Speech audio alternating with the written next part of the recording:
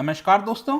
कल देर रात से एक बहुत इंपॉर्टेंट खबर सामने आ रही थी जिसका काफी बड़ा इंप्लीकेशंस हो सकता है। यहां पर आप देख सकते हो, टर्की ब्लॉक्स रशियन वॉरशिप्स इन ब्लैक सी। सबसे पहले यह खबर यहां पर आप देख पाएंगे, यूक्रेनियन जो मीडिया प्लेटफॉर्म है वहां से देखने को मिला कि टर्की ने जो रशियन वॉरशिप्स का पैसेज है ब्लैक सी में उसको रोक दिया है। लेकिन उसी के बाद यह खबर आती है कि टर्की डिनाइज क्लोजिंग ब्लैक सी। मतलब अभी काफी ज्यादा दुविधा है कि क्या टर्की ने ब्लैक सी में जो वॉरशिप्स हैं रशिया की उसको ब्लॉक किया है, नहीं किया है। जो भी है, मैं आपको इस वीडियो के अंदर बताऊंगा कि ये जो ब्लैक सी है वो इतना इंपॉर्टेंट क्यों है, रशिया के लिए क्यों इंपॉर्टेंट है अगर यहां पर टर्की ब्लॉक कर देगा। और यहां पर क्वेश्चन ये भी आता है कि टर्की के पास क्यों इतनी पावर है। मतलब कि वहां पर ब्लैक सी में अगर आप देखोगे तो बहुत सारे देश देखने को मिलेंगे, लेकिन टर्की के पास ऐसा क्या पावर है जिससे वो जो चाहे ब्लैक सी के अंदर कर सकता है। तो काफी कुछ जानने को है, चलिए आगे बढ़ते हैं। लेकिन उसके पहले अगर आप स्टडी IQ ऐप या फिर वेबसाइट से कोई भी कोर्स परचेस करते हैं, यूपीएससी, जुडिशरी, बैंकिंग, सभी कोर्स आपको हमारे स्टडी IQ ऐप पर मिल जाएंगे।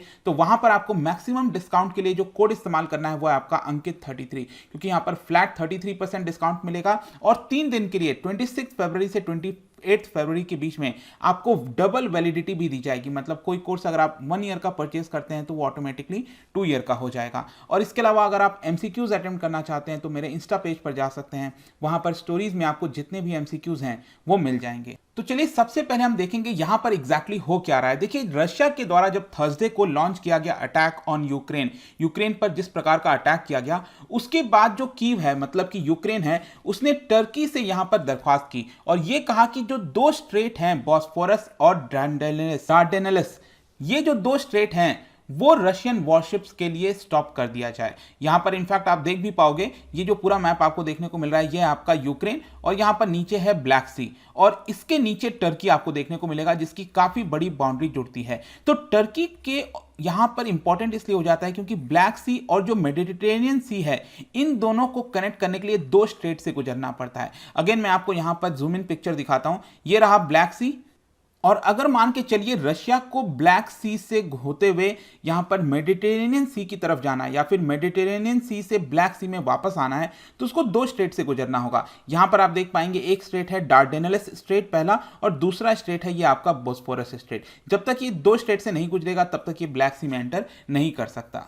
तो बेसिकली क्या हुआ है कि जो यूक्रेन है उसने यहां पर टर्की से रिक्वेस्ट किया कि रशिया के जितने भी वॉरशिप्स हैं जो इस स्ट्रेट से गुजरते हैं आप उसको यहां पर बंद कर दो। क्वेश्चन यहां पर एक और आएगा आपके मन में कि टर्की के पास ये पावर क्यों दी गई है। देखिए, ये जो पूरा मामला है वो जाता है 1936 के कन्वेंशन से, जिसको कहा जाता है मॉन्ट्रेक्स कन्वेंशन। मॉन्ट्रेक्स इसलिए क्योंकि स्विट्जरलैंड के अंदर ये जगह है मॉन्ट्रेक्स, वहां पर ये सारी चीजें डिसाइड की गई थी। इस कन्वेंशन के आधार पर टर्की के पास सारा कंट्रोल है। जी हां, टर्की के पास पूरा कंट्रोल है कि कौन सा प्लेयर, कौन सा देश की जो वॉरशिप्स हैं वहां से गुजर सकती हैं, नहीं गुजर सकती हैं। और इसी की वजह से यहां पर टर्की भी एक बहुत इंपॉर्टेंट प्लेयर हो जाता है यूक्रेन रशिया क्राइसिस के बीच में। 1936 में जो वर्ल्ड पावर्स हैं, जिसमें यूके शामिल था, सोवियत यूनियन था, फ्रांस था, सभी ने एग्री किया था मॉन्ट्रेक्स में और यहां पर यह बोला था कि टर्की को यह पावर दी जाती है, कंट्रोल दिया जाता है दोनों स्टेट का, बॉस्फोरस और डार्डेनेलिस स्टेट का। और यह पावर देने का मेन कारण यही था क्योंकि यहां पर अगर आप देखोगे ना तो दोनों साइड आपको टर्की देखने को मिलेगा।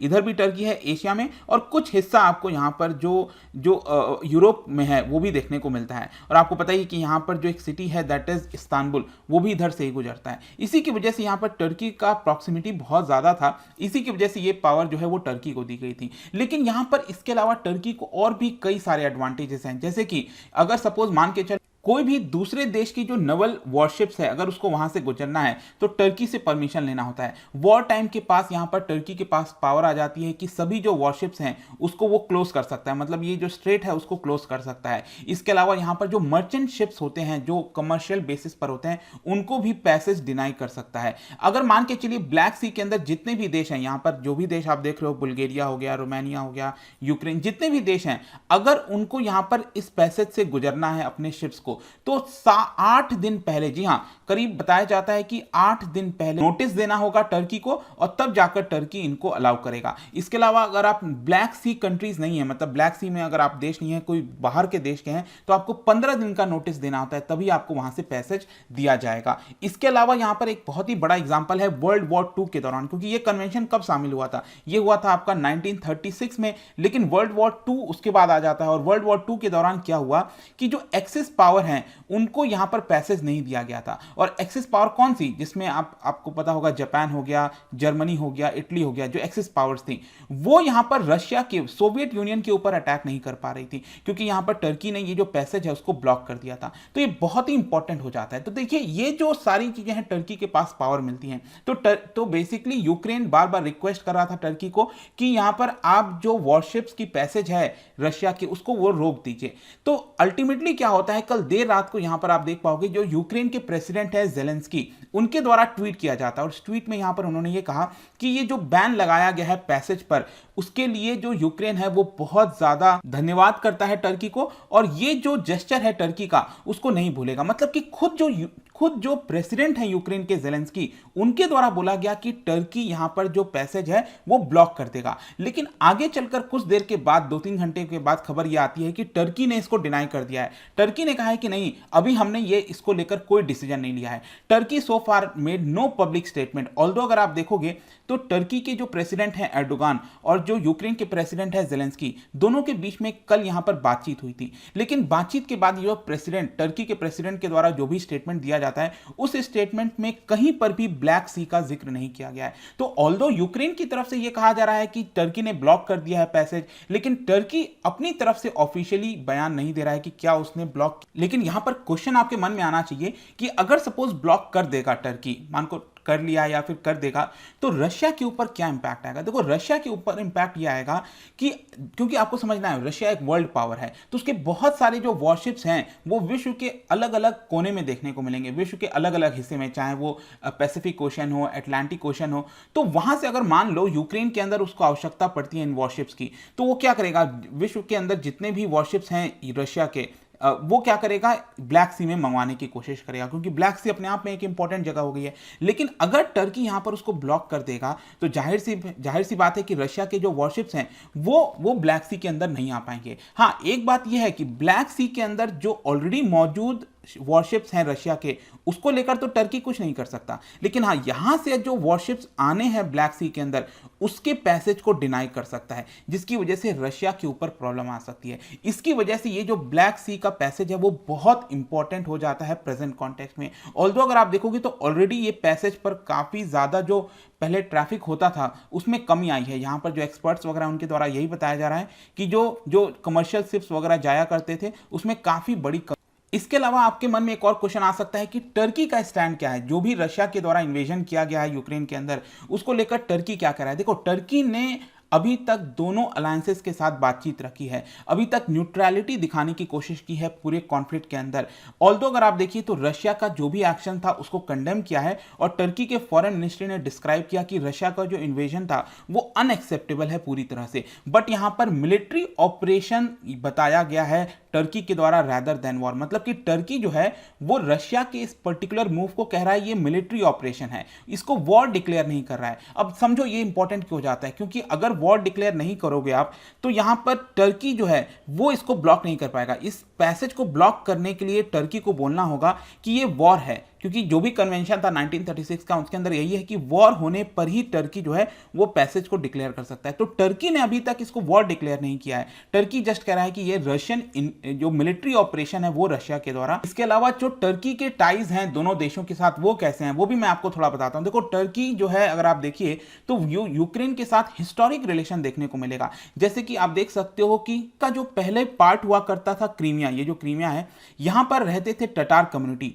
वो बेसिकली टर्की के एथनिक जो ग्रुप्स हैं उससे बिलोंग करते हैं। इसके अलावा यहां पर जब रशिया 2014 में अनेक्स किया था क्राइमिया को, तो यहां पर एक प्रकार से टर्की ने विरोध भी किया था रशिया का। तो एक प्रकार से रशिया जो यूक्रेन है उसको कई बार सपोर्ट भी किया।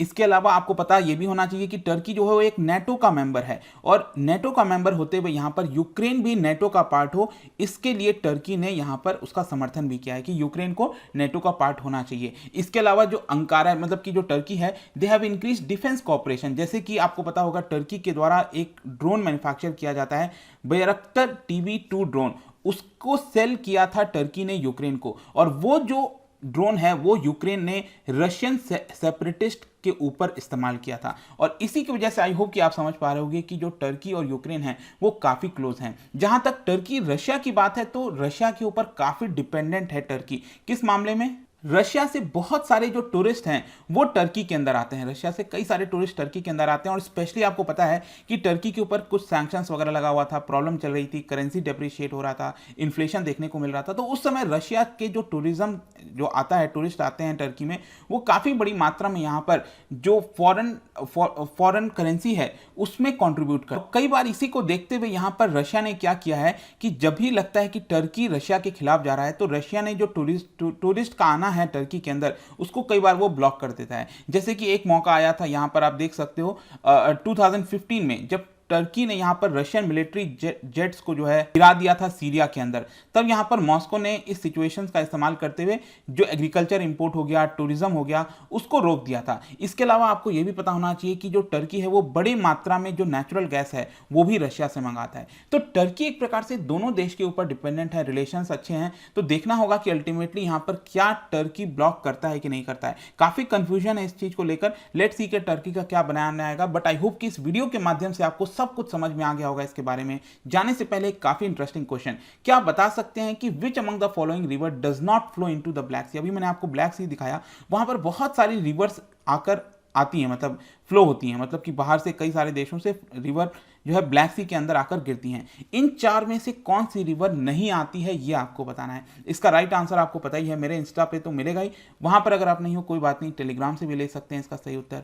मैं कई सारे जो एमसीक्यूज हैं वो यहाँ पर स्टोरीज में डालता रहता हूँ। बाकी अगर आपको पीडीएफ चाहिए तो टेलीग्राम पर आइए, अलग अलग सोशल मीडिया पर भी आप जुड़ पाएंगे। साथ ही साथ यूपीएससी या फिर किसी एग्जाम की तैयारी कर रहे हैं, सिंपली यूज द कोड अंकित 33, क्योंकि यहाँ पर आपको maximum discount plus double validity मिलेगी, आप इसका इस्तेमाल कर सकते हैं। आई होप कि वीडियो आपको पसंद आया होगा। मिलता हूं आपसे next time. Till then, thank you very much, see you.